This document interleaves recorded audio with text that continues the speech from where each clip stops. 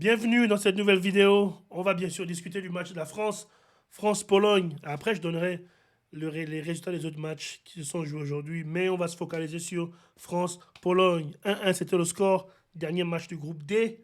La France, pour moi, est encore déçue. C'était quand même mieux que le dernier match contre les Pays-Bas, où c'était vraiment en deçà au niveau des opportunités créées.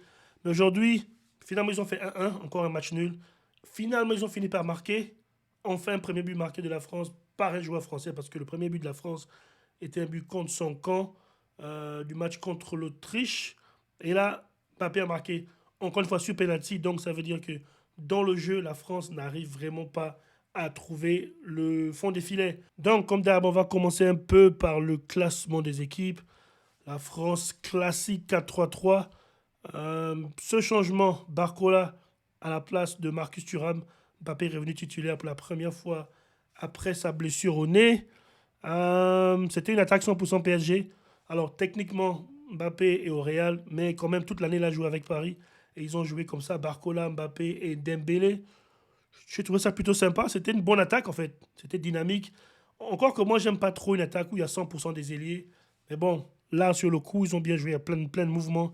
C'était encore de l'individualisme en fait. C'est ce que je reproche un peu à l'équipe de France. C'est chacun fait son petit numéro, chacun fait son truc. Et ensuite, essaie de trouver un partenaire.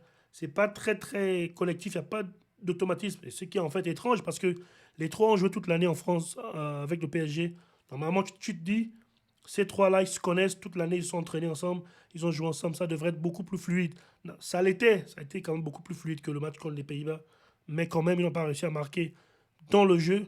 Penalty causé par Ousmane Dembélé, penalty normalement proprement sifflé par l'arbitre, et puis il y a eu un but de Kylian Mbappé. Ensuite, Lewandowski a égalisé, mais je pense que Deschamps a quand même fait de mauvais choix. Si la France, finalement, n'arrive pas à gagner ce match, bon, c'est pas de la faute de Deschamps, tout en réalité. Premièrement, il n'arrive pas à marquer sur les occasions de but. Ensuite, je pense que Deschamps a trop vite fait des changements.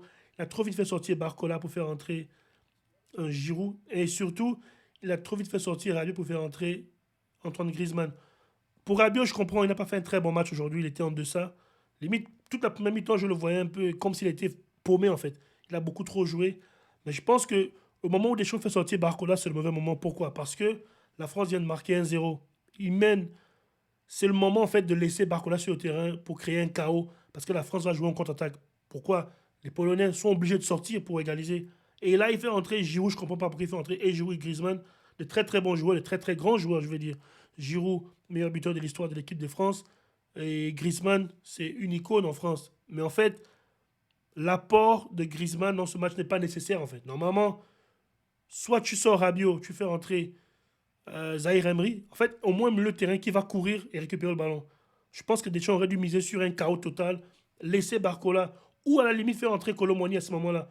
Comme ça, tu as Dembélé, Mbappé, Kolo Muani, ou tu restes avec Dembélé, Mbappé, Barcola. En tout cas, des flèches devant, parce que la Pologne allait forcément sortir. En fait, faire entrer Giroud là et Griezmann, c'est comme s'ils voulaient temporiser le jeu. C'est pas le moment de temporiser, c'est le moment de créer un chaos total. Jouer attaque-défense, et avec Chouameni, Kanté et Zahir Emery, tu as trois milieux de terrain qui vont courir récupérer le ballon en fait. Donc, soit ça, soit en fait tu fais sortir et Chouameni et Rabiot, tu laisses, ou en fait Colomani, ou Golo Kanté et Rabiot, mais tu fais entrer Zahir Emery. Il est jeune, il va courir partout, il va récupérer le ballon dans les pieds des Polonais. Mais surtout, tu laisses trois flèches en attaque en fait. C'était le moment de jouer en contre-attaque. Je ne sais pas pourquoi, il décide de pas jouer en contre-attaque alors qu'il mène un 0 et alors que la Pologne doit forcément sortir. Et on a vu ça pas vraiment porter ses frites. De toute façon, ils ont encaissé un but.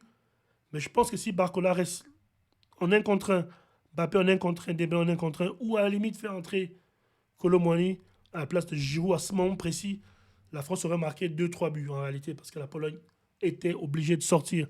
Bon, après, c'est mon avis. Après, peut-être il s'est dit, avec Griezmann sur une passe, il peut trouver Mbappé dans l'espace, il peut trouver Dembélé dans l'espace. Ok, d'accord.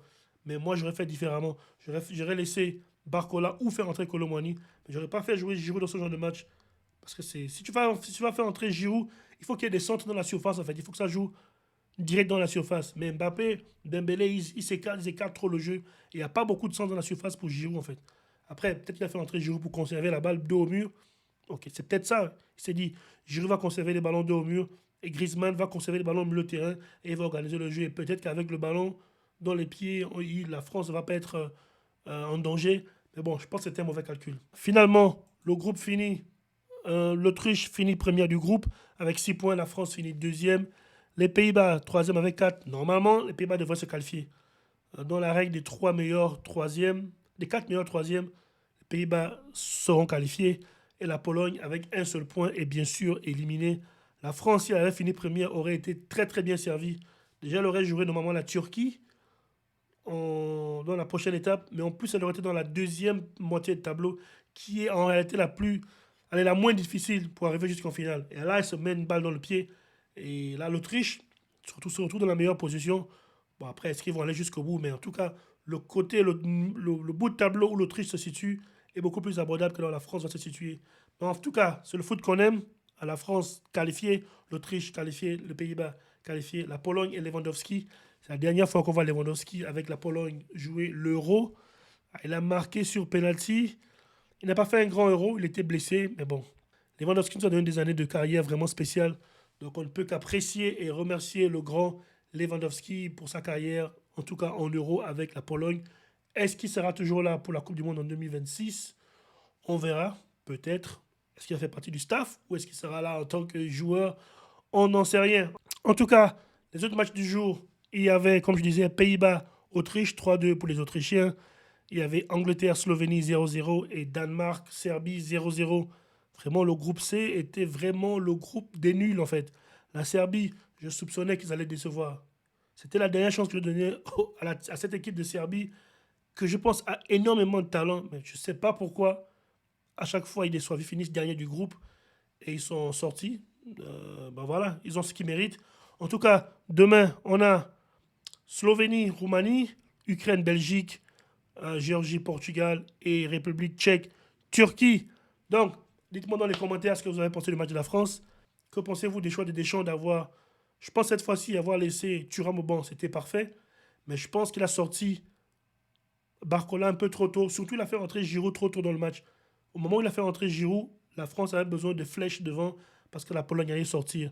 C'est mon avis. Je pense qu'il aurait dû laisser Barcola ou à la limite faire entrer Colomwani. Et donc, que pensez-vous des changements de Deschamps au moment où il les a fait et les joueurs qu'il a fait rentrer et du résultat de la France? Que pensez-vous des chances de la France dans la compétition? Et moi, je vous dis à la prochaine.